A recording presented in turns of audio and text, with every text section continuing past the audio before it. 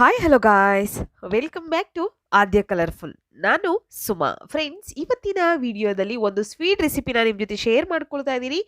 ಈ ರೀತಿ ರುಚಿಯಾದ ಮೃದುವಾದ ಮೈಸೂರು ಪಾಕ್ನ ತಯಾರಿಸಿ ತಿಂದರೆ ಬಾಯಲ್ಲೇ ಕರಗೋಗುತ್ತೆ, ಅಷ್ಟು ಟೇಸ್ಟಿಯಾಗಿರುವಂತಹ ಒಂದು ಮೈಸೂರು ಪಾಕ್ ರೆಸಿಪಿನ ನಿಮ್ಮ ಜೊತೆ ಶೇರ್ ಮಾಡ್ತಾ ಇದ್ದೀನಿ. ಸೊ ಈ ಒಂದು ಮೈಸೂರು ಪಾಕ್ ಮಾಡೋದಕ್ಕೆ ಮೊದಲನೇದಾಗಿ ಒಂದು ಪ್ಯಾನಿಗೆ 1 ಕಪ್ ಆಗುವಷ್ಟು ಇಲ್ಲಿ ಕಡಲೆ ಹಿಟ್ಟನ್ನು ಹಾಕ್ಕೊಳ್ತಾ ಇದ್ದೀನಿ.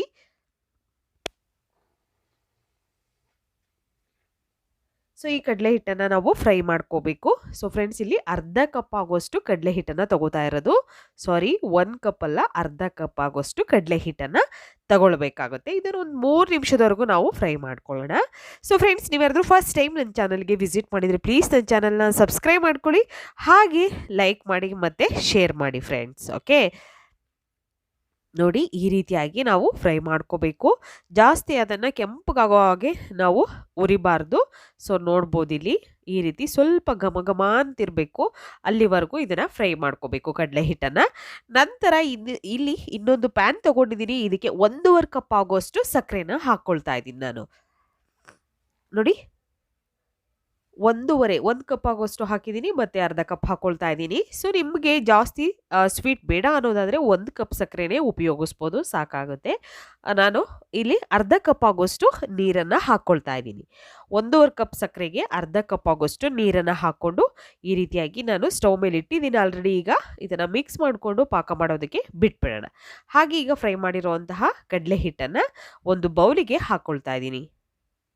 ನೋಡಿ, ಕಲರ್ ಕೂಡ ಸ್ವಲ್ಪ ಚೇಂಜ್ ಆಗಿರುತ್ತೆ. ಜಾಸ್ತಿ ಕಲರ್ ಚೇಂಜ್ ಆಗೋ ಹಾಗೆ ನಾವು ಫ್ರೈ ಮಾಡಬಾರ್ದು. ಸ್ವಲ್ಪ ಕಲರ್ ಚೇಂಜ್ ಆಗಬೇಕು, ಮತ್ತು ಘಮ ಘಮ ಅಂತ ಪರಿಮಳ ಬರ್ತಾ ಇರಬೇಕು ಕಡಲೆ ಹಿಟ್ಟಲ್ಲಿ. ಸೊ ಆ ರೀತಿಯಾಗಿ ಉರಿಬೇಕು ಅದನ್ನು.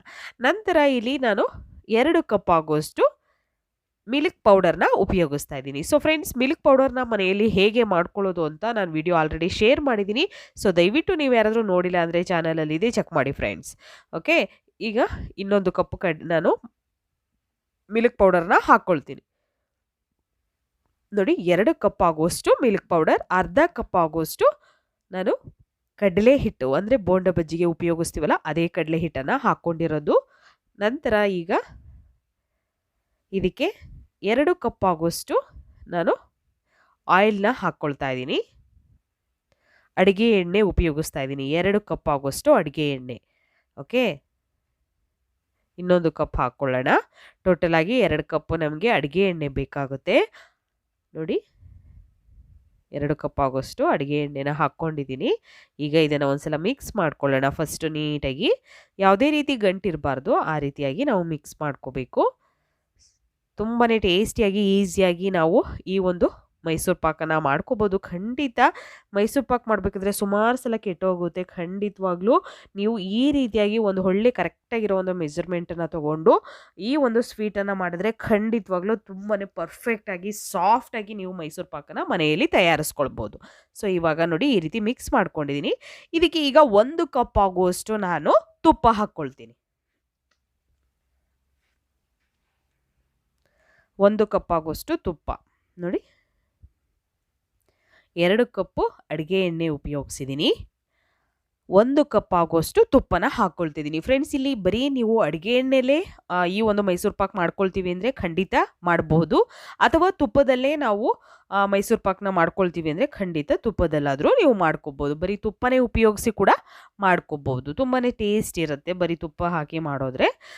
ಸೊ ಈಗ ನಾನಿಲ್ಲಿ ಅಡುಗೆ ಎಣ್ಣೆ ಮತ್ತು ತುಪ್ಪ ಎರಡನ್ನೂ ಕೂಡ ಮಿಕ್ಸ್ ಮಾಡ್ತಾ ಇದ್ದೀನಿ. ಹಾಕಿ ನೋಡ್ಬೋದು ನೀವು, ಈ ರೀತಿ ನಾವು ಗಂಟಿಲ್ಲದ ಹಾಗೆ ನೀಟಾಗಿ ಮಿಕ್ಸ್ ಮಾಡ್ಕೋಬೇಕು. ಈ ರೀತಿಯಾಗಿ ಮಿಕ್ಸ್ ಆಗಿದೆಯಲ್ಲ. ಸೊ ಮಿಕ್ಸ್ ಆಗಿರೋಂತಹ ಒಂದು ಮಿಶ್ರಣನ ಒಂದು ಸೈಡು ನಾವು ಇಟ್ಕೊಂಡ್ಬಿಡೋಣ.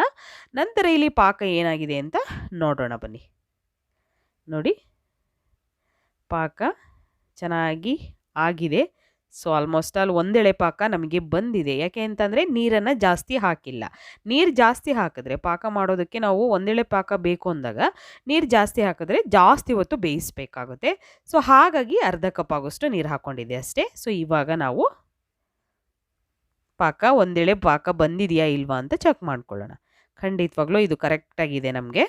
ನೋಡಿ, ಈಗ ನಾವು ಈ ಮಿಶ್ರಣನ ಹಾಕೋಷ್ಟೊತ್ತಿಗೆ ನಮಗೆ ಪರ್ಫೆಕ್ಟಾಗಿ ಬಂದಿರುತ್ತೆ. ಸೊ ಈಗ ಮಿಕ್ಸ್ ಮಾಡಿರುವಂತಹ ಕಡಲೆ ಹಿಟ್ಟಿನ ಮಿಶ್ರಣನ ಈ ರೀತಿಯಾಗಿ ಒಂದ್ಸಲ ಮಿಕ್ಸ್ ಮಾಡ್ಕೊಳ್ಳೋಣ. ಕೆಳಗಡೆ ಗಟ್ಟಿಯಾಗಿ ಕೂದಿರುತ್ತಲ್ಲ, ಹಾಗಾಗಿ ಒಂದ್ಸಲ ಈ ರೀತಿ ಮಿಕ್ಸ್ ಮಾಡಿಕೊಂಡು ನಾವು ಈ ಥರ ಹಿಟ್ಟನ್ನು ಪಾಕದಲ್ಲಿ ಹಾಕಿ ಮಿಕ್ಸ್ ಮಾಡ್ಕೋಬೇಕು. ಸೊ ಯಾವುದೇ ರೀತಿ ಗಂಟಿರಬಾರ್ದು, ಆ ರೀತಿಯಾಗಿ ಫಸ್ಟೇ ಮಿಕ್ಸ್ ಮಾಡಿಕೊಂಡ್ರೆ ತುಂಬಾ ಸಾಫ್ಟಾಗಿ ಈ ಒಂದು ಮೈಸೂರು ಪಾಕ್ ಬರುತ್ತೆ. ಸೊ ಈ ರೀತಿಯಾಗಿ ನಾನು ಮಿಕ್ಸ್ ಮಾಡ್ಕೊಳ್ತಾ ಇದ್ದೀನಿ. ಹೀಗೆ ಇದನ್ನು ಮಿಕ್ಸ್ ಮಾಡ್ಕೊಳ್ಳೋಣ. ಸ್ವಲ್ಪ ತಳ ಬಿಡ್ತಾ ಇರಬೇಕು, ಇದು ಅಲ್ಲಿವರೆಗೂ ನಾವು ಇದನ್ನು ಮಿಕ್ಸ್ ಮಾಡ್ತಾನೆ ಇರಬೇಕು. ತುಂಬಾ ಸಾಫ್ಟಾಗಿ ಇರುತ್ತೆ ಈ ಒಂದು ಮೈಸೂರು ಪಾಕ್. ಖಂಡಿತ ಮನೆಯಲ್ಲಿ ಒಂದ್ಸಲ ತಯಾರಿಸಿ ನೋಡಿ.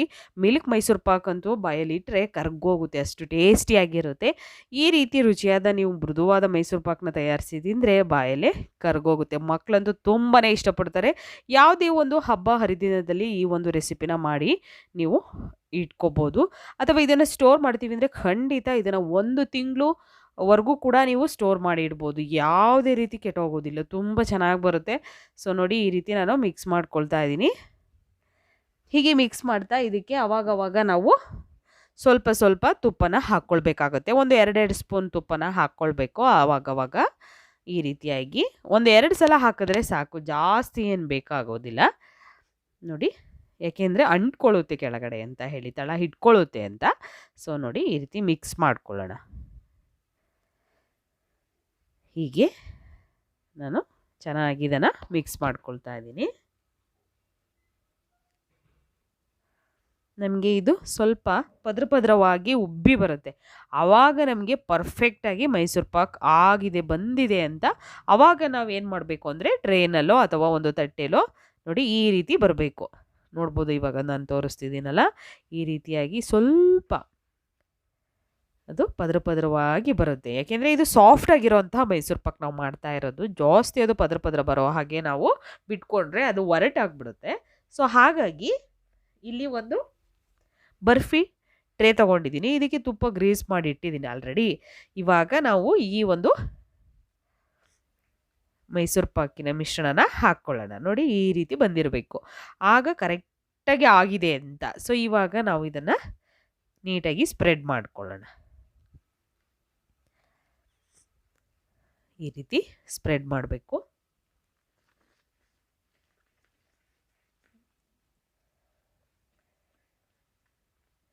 ನೋಡಿ, ನಾನು ಒಂದು ಸ್ಪೂನಿಗೆ ಸ್ವಲ್ಪ ತುಪ್ಪ ಅಥವಾ ಎಣ್ಣೆ ಗ್ರೀಸ್ ಮಾಡಿಬಿಟ್ಟು ಮೇಲ್ಗಡೆ ಈ ರೀತಿ ನೈಸಾಗಿ ಮಾಡ್ಕೋಬೋದು ನಾವು.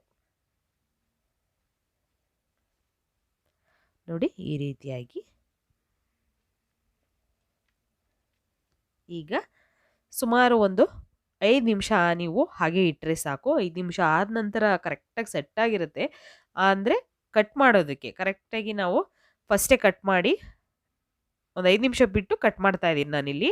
ನೋಡಿ, ಈ ರೀತಿ ಸ್ವಲ್ಪ ಗಟ್ಟಿ ಆಗ್ತಾ ಇರುತ್ತೆ, ಆವಾಗಲೇ ಈ ರೀತಿ ಕಟ್ ಮಾಡ್ಕೊಂಬಿಡೋಣ. ನೋಡ್ಬೋದು ನೀವು, ಈ ರೀತಿಯಾಗಿ ನಾನು ನೀಟಾಗಿ ಕಟ್ ಮಾಡ್ಕೊಳ್ತಾ ಇದ್ದೀನಿ. ತುಂಬಾ ಸಾಫ್ಟಾಗಿ ಆಗಿರೋಂಥ ಒಂದು ಮೈಸೂರು ಪಾಕ್ ಇದು. ಈಗ ಹಬ್ಬಗಳು ಬರ್ತಾ ಇದೆ, ಗಣೇಶನ ಹಬ್ಬ, ಹಾಗೆ ವರಮಹಾಲಕ್ಷ್ಮಿ ಹಬ್ಬ, ಏಕಾದಶಿ ಹಬ್ಬ. ಸೊ ಯಾವುದೇ ಹಬ್ಬಗಳಿಗಾದರೂ ನೀವು ಈ ಒಂದು ರುಚಿಯಾದ ಮೈಸೂರು ಪಾಕ್ನ ಖಂಡಿತ ತಯಾರಿಸ್ಬೋದು. ಈ ಒಂದು ಮಿಲ್ಕ್ ಮೈಸೂರು ಪಾಕ್ ರೆಸಿಪಿನ ಖಂಡಿತ ಮನೆಯಲ್ಲಿ ತಯಾರಿಸಿ ಹೇಗೆ ಬಂತು ಅಂತ ತಪ್ಪದೆ ನನಗೆ ಕಾಮೆಂಟ್ ಸೆಕ್ಷನಲ್ಲಿ ತಿಳಿಸಿ ಫ್ರೆಂಡ್ಸ್. ಓಕೆ, ಸೊ ಇವಾಗ ನಾನು ಈ ರೀತಿಯಾಗಿ ನಾನು ಕಟ್ ಮಾಡ್ಕೊಳ್ತಾ ಇದ್ದೀನಿ ಹೀಗೆ. ಸೊ ನಿಮಗೆ ಯಾವ ಸೈಜಲ್ಲಿ ಬೇಕೋ ಆ ಸೈಜಲ್ಲಿ ನೀವು ಈ ಒಂದು ಮೈಸೂರು ಪಾಕ್ನ ಕಟ್ ಮಾಡ್ಕೋಬೋದು. ಸೊ ಆಮೇಲೆ ಒಂದು 1/4 ಗಂಟೆ ಅಥವಾ ಒಂದು ಅರ್ಧ ಗಂಟೆ ನೀವು ಆಚೆ ಇದನ್ನು ರೆಸ್ಟಿಗೆ ಬಿಟ್ಬಿಟ್ರೆ ಸಾಕು. ನೋಡಿ, ಈ ರೀತಿಯಾಗಿ ಸೆಟ್ ಆಗುತ್ತೆ. ಒಂದು 1/4 ಗಂಟೆ ಬಿಟ್ಟರೆ ಸಾಕು ಫ್ರೆಂಡ್ಸ್. ನೋಡಿ, ಈಗ ನಾನು ಒಂದು ಪೀಸನ್ನು ತೆಗೆದು ತೋರಿಸ್ತೀನಿ ನಿಮಗೆ ಎಷ್ಟು ಸಾಫ್ಟಾಗಿ ಬಂದಿದೆ ಅಂತ. ನೋಡಿ, ಈ ರೀತಿಯಾಗಿ ಮೈಸೂರು ಪಾಕ್ ರೆಡಿಯಾಗಿದೆ. ಈ ಒಂದು ಮಿಲ್ಕ್ ಮೈಸೂರು ಪಾಕ್ನ ಇವಾಗ ಒಂದು ತಟ್ಟೆಗೆ ನಾನು ಸರ್ವ್ ಮಾಡ್ಕೊಳ್ತೀನಿ. ಯಾರು ಬೇಕಿದ್ರೂ ಕೂಡ ಈ ಒಂದು ಮೈಸೂರು ಪಾಕ್ನ ಮಾಡ್ಬೋದು. ಸೊ ನಮ್ಮ ಕೈಲಿ ಆಗೋದೇ ಇಲ್ಲ ಅನ್ನೋರು ಕೂಡ ಈ ರುಚಿಯಾಗಿರೋವಂಥ ಮೈಸೂರು ಪಾಕ್, ಸಾಫ್ಟ್ ಮಿಲ್ಕ್ ಮೈಸೂರು ಪಾಕ್ನ ಯಾರು ಬೇಕಿದ್ರೂ ಕೂಡ ತಯಾರಿಸ್ಬೋದು. ತುಂಬಾ ಈಸಿಯಾಗಿ ಟೇಸ್ಟಿಯಾಗಿ ಒಂದು ಸ್ವೀಟನ್ನು ಖಂಡಿತ ಮನೆಯಲ್ಲಿ ತಯಾರಿಸಿ ಹೇಗೆ ಬಂತು ಅಂತ ತಿಳಿಸಿ. ಇವತ್ತಿನ ವಿಡಿಯೋ ಇಷ್ಟ ಆಗಿದ್ರೆ ಪ್ಲೀಸ್ ಚಾನಲ್ನ ಸಬ್ಸ್ಕ್ರೈಬ್ ಮಾಡ್ಕೊಳ್ಳಿ, ಲೈಕ್ ಮಾಡಿ, ಶೇರ್ ಮಾಡಿ ಫ್ರೆಂಡ್ಸ್. ಓಕೆ, ಇವತ್ತಿನ ವಿಡಿಯೋನ ಮುಗಿಸ್ತೀನಿ, ಮತ್ತೆ ಇನ್ನೊಂದು ಹೊಸ ವಿಡಿಯೋ ಜೊತೆ ಬರ್ತೀನಿ. ಬಾಯ್, ಸಿ ಯು, ಟೇಕ್ ಕೇರ್.